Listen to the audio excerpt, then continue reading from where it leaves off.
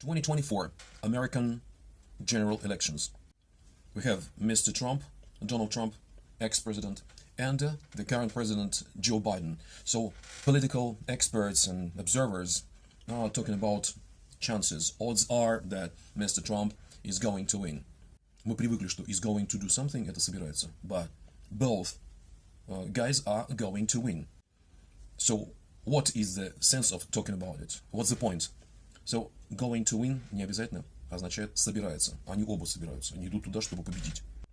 Но только у одного из них на сегодняшний день очевидные шансы, про что говорят наблюдатели. So, Mr. Trump is going to win означает не то, что он собирается, а то, что у него все шансы. По-другому сказать, it's likely, or Mr. Trump is likely to win.